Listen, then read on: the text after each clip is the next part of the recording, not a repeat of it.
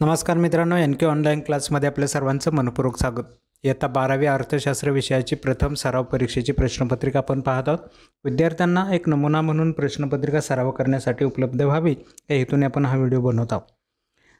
80 गुणांची प्रश्नपत्रिका आहे. वेळ 3 तासाचा आहे. पेज 4 पेजेसची प्रश्नपत्रिका आहे. सुरुवातीला सूचना दिलेल्या आहेत.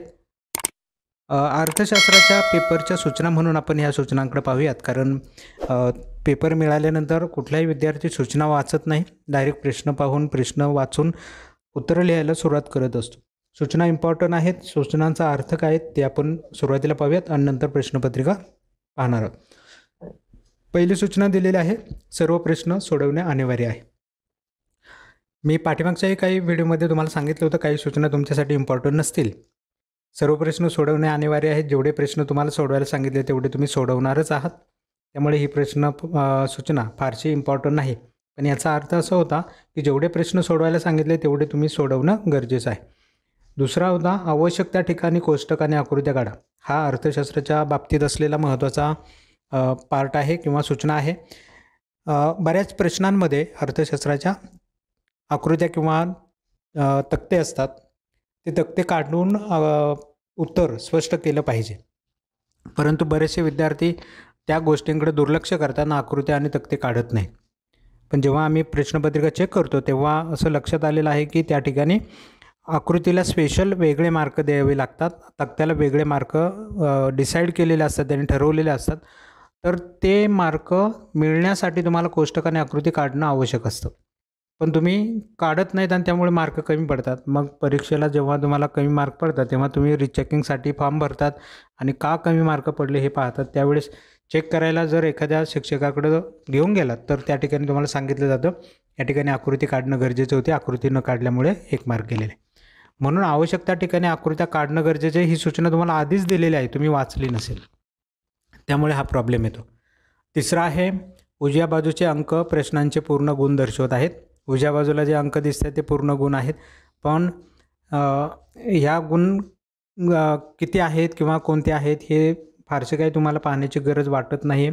फक्त ते लक्षात घ्यायचे कशासाठी, तर एक प्रश्न किती मार्कला आहे हे समजून घेण्यासाठी.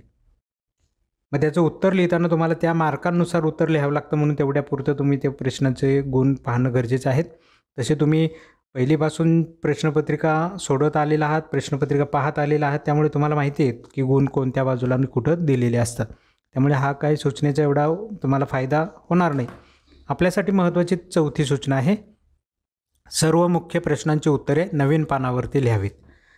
अजूनही बरेच विद्यार्थी असे पाहायला मिळतात की प्रश्न संपल्यावरती नवीन प्रश्न नवीन पानावरती घेत नाहीत आणि काही विद्यार्थ्यांना ही सूचना कळालेली नाही आहे. नवीन पानावरती नवीन प्रश्न घ्यायचा म्हणजे प्रत्येक प्रश्नच नवीन पानावरती घ्यायला सुरुवात करतात. याचा अर्थ काय आहे, प्रश्न पहिला तुम्ही सोडवायला सुरुवात केली तर प्रश्न पहिल्यामध्ये जेवढे उपप्रश्न असतील ते लागोपाठ एकापाठोपाठ एक सोडवत जायचे. हे उपप्रश्न ज्या ठिकाणी संपतील, मग ते अर्ध पेज असू द्यात, 2-4 वळी राहिलेले असू द्यात किंवा अर्ध्यापेक्षा जास्त पेजेस राहिलेले असू द्यात. दुसरा प्रश्न जेव्हा तुम्ही सोडवायला घ्याल, प्रश्न क्रमांक 2, तेव्हा मात्र तो नवीन पानावरती सुरुवात करायचा आहे. हा त्याच्या पाठीमागचा अर्थ आहे. मी एक प्रश्नपत्रिका चेक करून तुम्हाला दाखवणार आहे, त्यावेळेस तुम्ही ही गोष्ट त्या ठिकाणी क्लिअर करेल की का असं करणं गरजेचं असतं. चला, ह्या महत्त्वाच्या सूचना आपण पाहिलेल्या आहेत. विद्यार्थी पाहत नाहीत म्हणून आपल्याला ती पाहण्याची वेळ आलेली आहे. आणि आता पाहूयात मुख्य प्रश्न.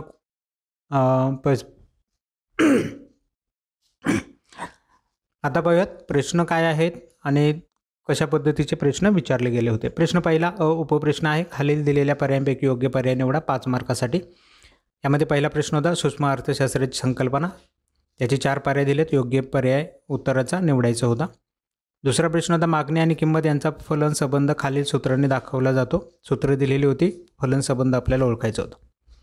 तिसरा प्रश्न होता पूर्ण स्पर्धेत विक्रेत्याची भूमिका पुढील प्रकारची असते. त्याचे 4 पर्याय दिले होते, योग्य उत्तराचा पर्याय त्या ठिकाणी निवडायचा आहे, म्हणजे कोणते त्यापैकी पर्याय बरोबर येते. चौथा आहे करेत्तर उत्पन्न मार्गाची उदाहरणे पुढीलपैकी कोणती आहेत. 4 पर्याय दिलेत आणि 4 पैकी इम्पॉर्टंट कुठले आहेत ते आपल्याला सांगायचे आहेत, म्हणजे कुठले त्यापैकी पर्याय बरोबर आहेत ते पर्यायातून निवडायचे. पाचवा होता विदेशी व्यापाराचे प्रकार. याचेही 4 पर्याय दिलेत. त्यापैकी किती पर्याय आणि कोणते पर्याय बरोबर आहे त्याचा पर्याय निवडायचा होता. इथे पहिला प्रश्न संपतोय. यानंतर आहे ब उपप्रश्न आहे. सहसंबंध पूर्ण करा 5 मार्कासाठी. 5 सहसंबंधांचे प्रश्न दिलेत. पहिला होता सूक्ष्म अर्थशास्त्र विभाजन पद्धत, स्थूल अर्थशास्त्र टिंबटिंब. एकूण प्राप्ती टिंबटिंब, सरासरी प्राप्ती, एकूण खर्च, एकूण नगसंख्या. इथं सूत्र चुकलेलं आहे, टायपिंग मिस्टेक आहे.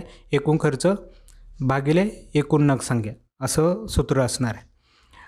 तिसरा आहे संपूर्ण अलवचिक मागणी, ईडी इज इक्वल टू आडवा 4 दिलेला आहे आणि टिंबटिंब ईडी इज इक्वल टू 0.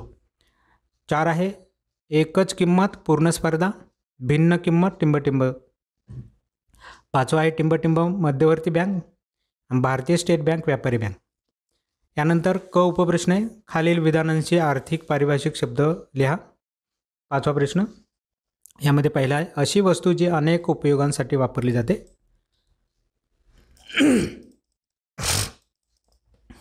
दुसरा आहे मागणीतील अनंत बदलामुळे होणारी लवचिकता. 3 एका जादा नगसंख्येच्या उत्पादनामुळे एकूण खर्चात होणारी निव्वळ वाढ. 4 मागणी वक्र, चक्र झाले त्या ठिकाणी, वक्र व पुरवठा वक्र एकमेकांना ज्या बिंदूत छेदतात असा बिंदू. वस्तूची विक्री व वाढविण्यासाठी करावा लागणारा खर्च. यानंतर ड उपप्रश्न आहे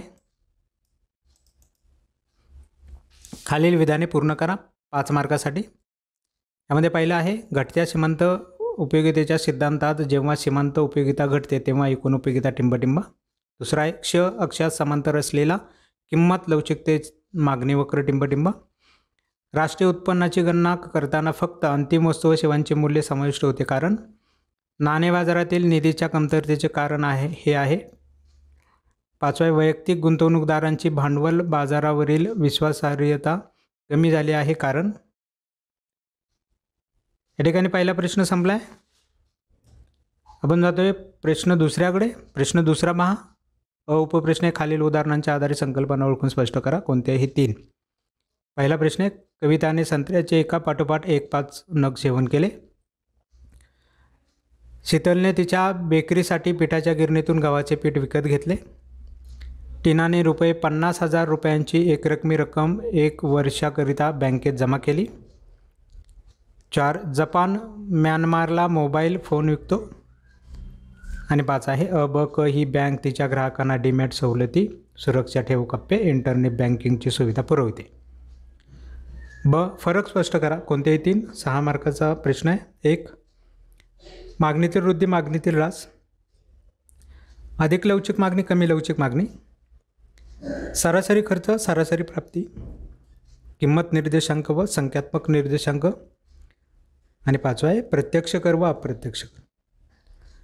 यानंतर आहे प्रश्न तिसरा खालील प्रश्नांची उत्तरे लिहा. कोणत्याही 3. पहिला स्थूल अर्थशास्त्राची वैशिष्ट्ये स्पष्ट करा. 2 उपयोगितेची वैशिष्ट्ये स्पष्ट करा. 3 मागणीचे निर्धारक घटक स्पष्ट करा.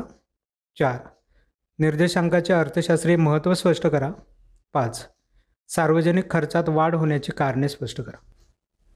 यानंतर आहे प्रश्न 4 खालील विधानांशी आपण सहमत आहात किंवा नाही सहकारण स्पष्ट करा. कोणतेही 3. 12 मार्काचा प्रश्न. पहिला आहे सूक्ष्म अर्थशास्त्र हे वैयक्तिक घटकांचा अभ्यास करते. 2 निर्देशांक हा मूळ वर्षाशिवाय तयार करता येतो. 3 पुरवठा सिद्धांताला कोणतेही अपवाद नाहीत. 4 खाजगी वित्त व्यवहारांपेक्षा सार्वजनिक वित्त व्यवहार अधिक लवचिक असतात. आणि 5 व्यापार ही आर्थिक वृद्धीची गुरुकिल्ली आहे. प्रश्न 5वा खालील तक्ता आकृती उतारा अभ्यासून विचारलेल्या प्रश्नांची उत्तरे लिहा. कोणतेही 2. 8 मार्काचा प्रश्न आहे. खालील तक्त्याचे निरीक्षण करून प्रश्नांची उत्तरे लिहा. तक्ता दिलेला आहे. तक्त्याचा स्क्रीनशॉट काढा म्हणजे तुम्हाला तक्ता समोर ठेवता येईल किंवा प्रश्नपत्रिका मी ऑलरेडी टेलिग्राम चॅनलवरती अपलोड केलेला आहे त्या ठिकाणी तुम्हाला पाहायला मिळेल. पहिला प्रश्न एकूण उपयोगिता व सीमांत उपयोगिता वक्र काढा. दुसरा जेव्हा एकूण उपयोगिता महत्तम असते तेव्हा सीमांत उपयोगिता, जेव्हा एकूण उपयोगिता घटते तेव्हा सीमांत उपयोगिता. यानंतर एक उतारा दिला आहे. उतार्यावरती आधारित प्रश्न आहेत. उतारा पाहून घ्या. प्रश्न सांगतोय मी. सामाजिक सुरक्षेची पारंपरिक कल्पना सांगा. या उतार्यात सामाजिक सुरक्षेत कोणत्या संकल्पनात्मक बदल सुचवण्यात आला आहे? श्रीमंत जगातील सामाजिक सुरक्षेचा वारसा कोणता आहे? भारताच्या कोणत्या वैशिष्ट्यांमुळे सामाजिक सुरक्षेचे पारंपरिक प्रारूप अनुकूल ठरत नाही? बटाटा पत्रकाचे निरीक्षण करून खालील उत्तरे द्या. यामध्ये प्रश्न विचारलेलेच नाही आहे, फक्त रिकाम्या जागाच दिसत आहेत. 4 रिकाम्या जागांना 4 मार्क मिळतील, पण ॲक्च्युली या अशा पद्धतीचा हा प्रश्न नसणार आहे. 1 मार्कासाठी तुम्हाला ह्या रिकाम्या जागा कंप्लीट कराव्या लागल्या असत्या आणि 3 प्रश्न इतर विचारलेले असते. ते 3 प्रश्न टाईपच केले गेलेले नाही आहेत. त्यामुळे प्रश्नपत्रिकेतली ही मिस्टेक आहे. परीक्षेला बोर्डाच्या परीक्षेत असं होणार नाही. तक्तावरती फक्त अंक भरण्यासाठी मार्क नसतील, काही क्वेश्चन पण त्याच्यावरती विचारलेले असणार आहेत. प्रश्न 6 खालील प्रश्नांची सविस्तर उत्तरे लिहा. कोणत्याही 2 16 मार्कासाठीचा प्रश्न आहे. 8-8 मार्काला 1 प्रश्न असेल. 3 प्रश्न दिलेत. पूर्ण स्पर्धेच्या बाजारात वस्तूची किंमत कशी ठरते हे उदाहरण व आकृतीसह स्पष्ट करा. 2 राष्ट्रीय उत्पन्न मोजण्यात येणाऱ्या व्यावहारिक अडचणी स्पष्ट करा. आणि 3 भारतीय रिझर्व्ह बँकेची कार्य स्पष्ट करा. ठीक आहे मित्रांनो, अशा पद्धतीने ही होती अर्थशास्त्र विषयाची प्रश्नपत्रिका. यापूर्वी आपण मराठी, इंग्रजी, राज्यशास्त्र यांसारख्या विषयांच्या प्रश्नपत्रिका अपलोड केलेल्या होत्या. यानंतर इतर विषयांच्या देखील अशाच पद्धतीच्या प्रश्नपत्रिका विद्यार्थ्यांना सराव म्हणून अभ्यासण्यासाठी देत आहोत. चला तर मग भेटूया आपल्या पुढच्या नवीन व्हिडिओमध्ये. तोपर्यंत नमस्कार.